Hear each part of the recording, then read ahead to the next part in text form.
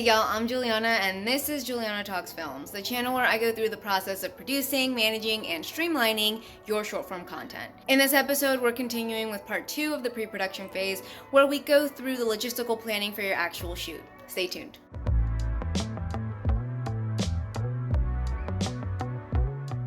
Cool, so just picking up where we left off last week, we're just moving right along through the pre-production phase, through part 2 of the pre-production phase, which is essentially just planning for your film, getting all the logistical pieces ready to start shooting. So just to quickly recap last week's video, at this point in the process, we should have already locked down our script, we should have a distribution plan in place, we should have already built out an estimate and a firm budget, we should have a production calendar and schedule in place, and we should also have our financing in place as well. So now that we know what we're working with, we can actually start reaching out to potential partners and starting to set the logistics for the actual shoot into place. So let's dive in.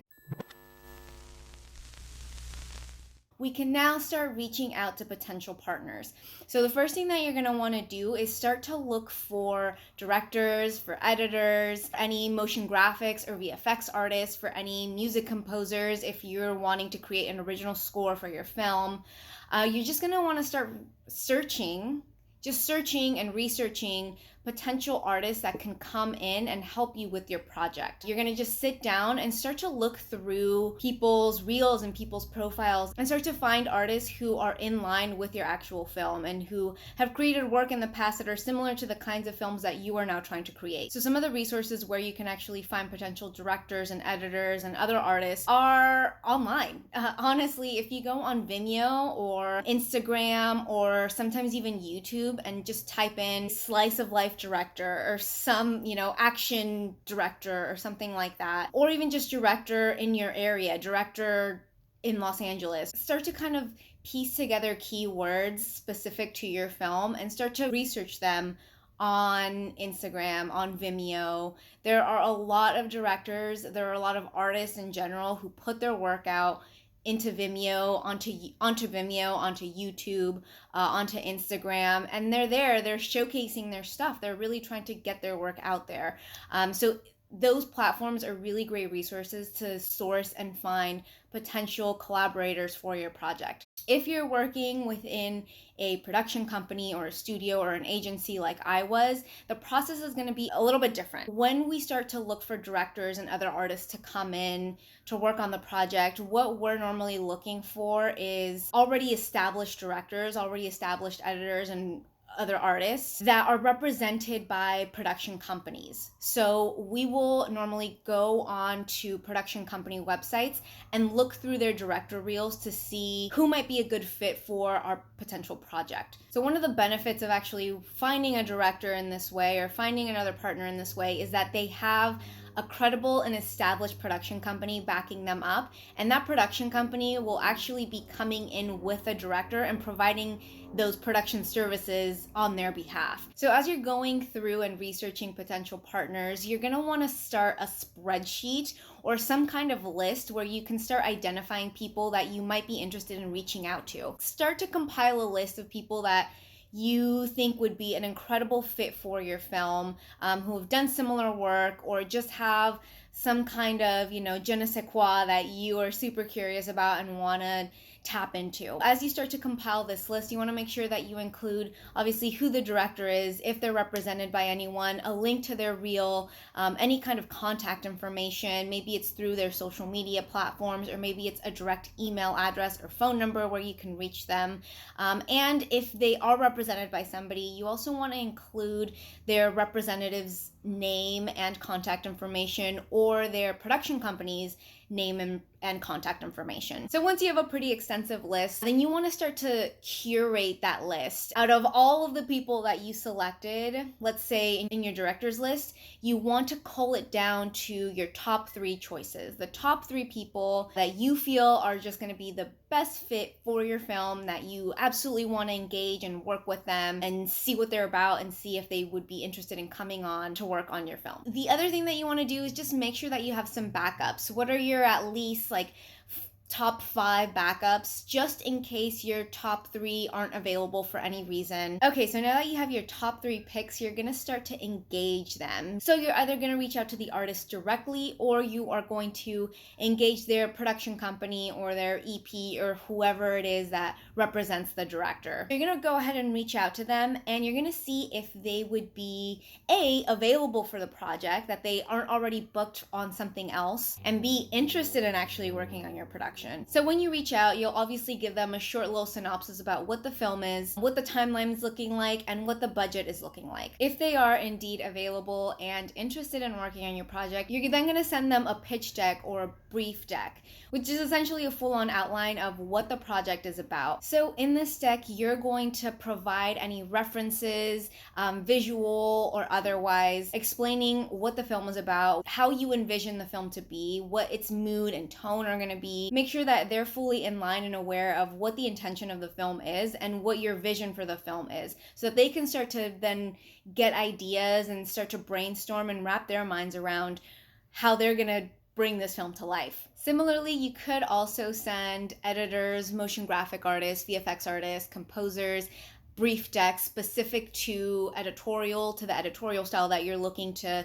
embody, to the kind of music that you're looking, and the tone and mood and feel of the music that you're trying to create for the film. For a director though, specifically, once you send them this brief deck, and once you get on a call with them or meet with them in person and just kind of talk through the film with them, they're gonna go off and start to create a treatment, which ends up being a deck in response to your brief, where they're outlining their whole production approach and creative ideas and creative approach to how they're going to create the film and how they're going to bring it to life. So obviously every director has a different creative style and approach and way of working through the process, and they all have different creative visions and plans and purposes and goals. So that's the fun part about this, is as you start to engage your top 3 directors and as they start to return treatments to you based on the brief that you provided to them, you're going to see some very different, very creative approaches to bringing the film to life. You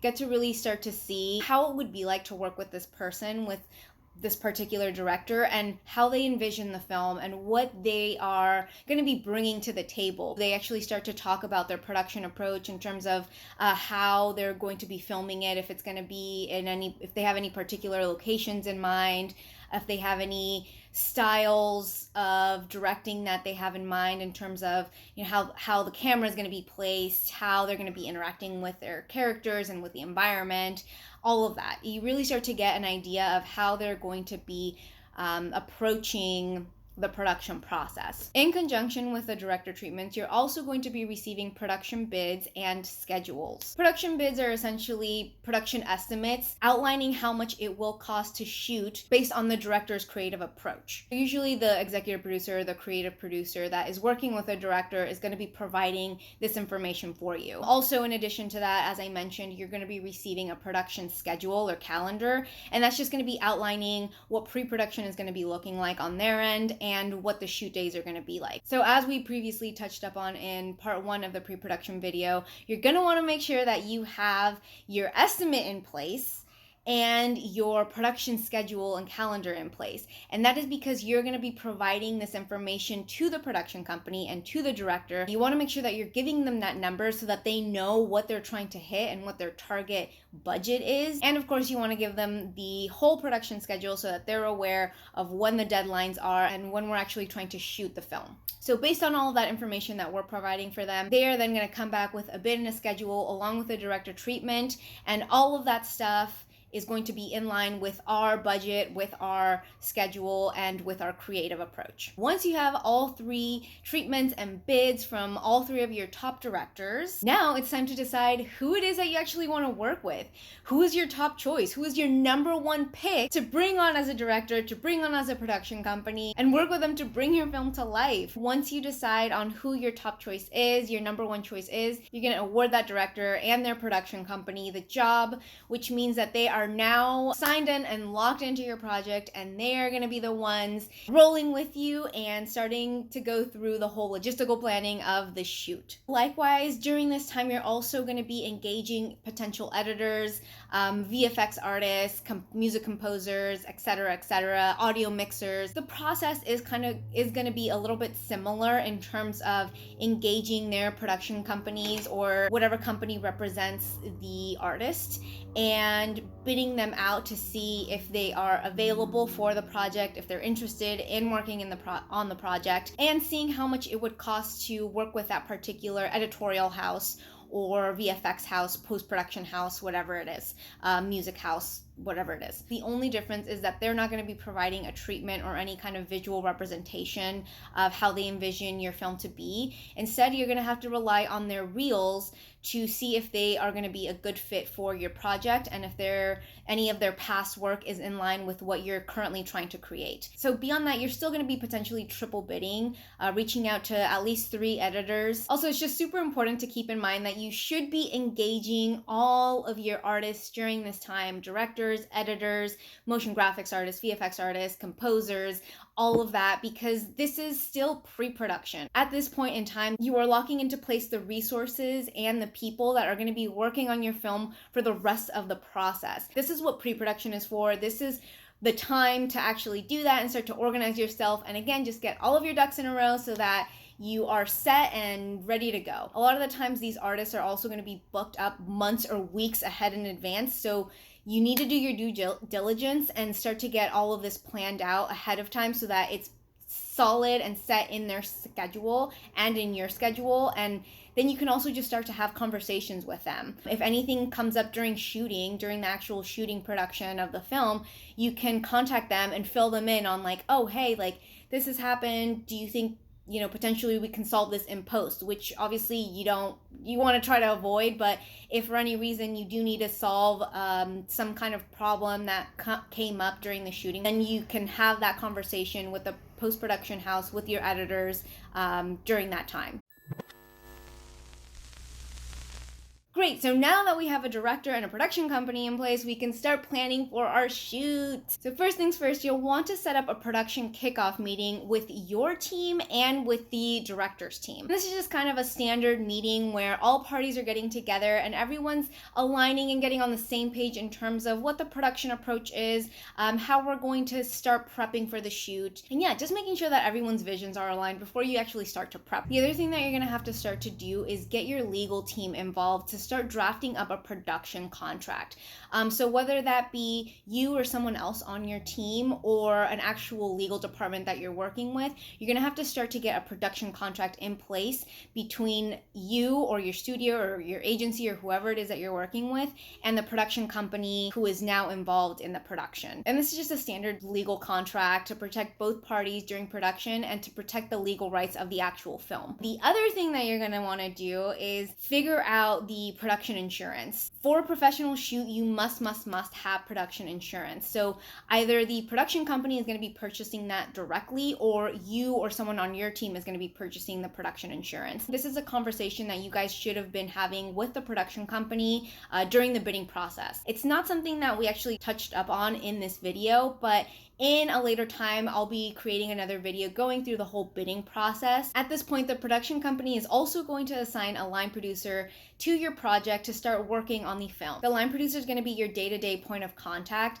and they're the ones who are going to start bringing in any key heads and department heads like production managers, location managers, production designers, gaffers, etc., etc. They're also going to start to work directly with the director and, of course, you and your team to figure out the logistical planning of the film. The line producer is going to bring a storyboard artist to come in and start drafting the storyboards for the actual film and start to just visually outline what the film is going to be looking like. Simultaneous to this, the key heads are going to start to prep, plan, and source for their respective departments. Usually this prep is going to start to initiate once they have direct conversations with the directors and they get a good visual and creative understanding of what the director is wanting to achieve with the film. The key heads will then go off and start to source and prep and plan. At this point, you also want to to make sure that you're drafting up any casting specs for the characters in your film so that you can give those to the casting director and they can start sourcing for potential talent to come in and audition. So as the days and weeks progress and key heads start to source and plan for their particular departments, they're going to come back with their finds and present those things to the director and the line producer, and just make sure that those things are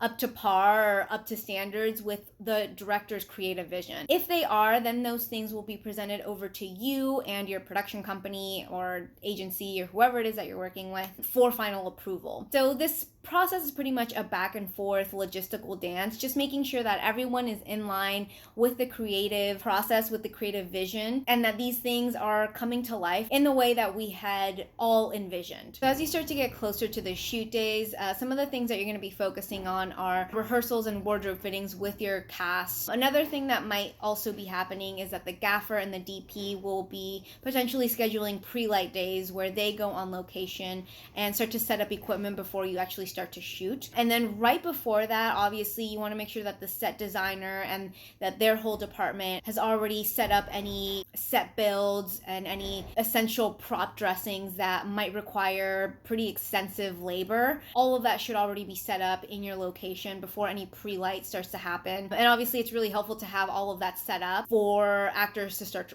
to rehearse in that environment. Okay, and finally, a few days before the shoot actually kicks off, you're going to want to make sure that you have a pre-production meeting. So a pre-production meeting is essentially like a last team huddle where everyone comes together, usually everyone from your team and the director's team, and making sure you're going through the production plan, the shooting schedule, the creative approach. Everyone's pretty much going to be lockstep, hand in hand, going through this process together and making sure that everything is completely in line with the vision of the film. And that's why it's important to have it just a few days before production, so that if there are any pivots or any last minute changes that need to be made, we have a few days to address those things before the first shoot day. This is where you finally start to see the fruits of your labor blossom into a full-fledged film. This is the beginning of the end. This is where we close off the chapter of pre-production and open up the new chapter into shooting production. So in the next episode, we're going to be going through the production process and touching up on some of the responsibilities that a studio or agency producer, someone like myself, would have on set. If you enjoyed this part 2 pre-production video, hit the thumbs up button below and leave a comment below letting me know what small bit of information you took out of this video. As always, thanks so much for watching, and I'll catch you on the next one.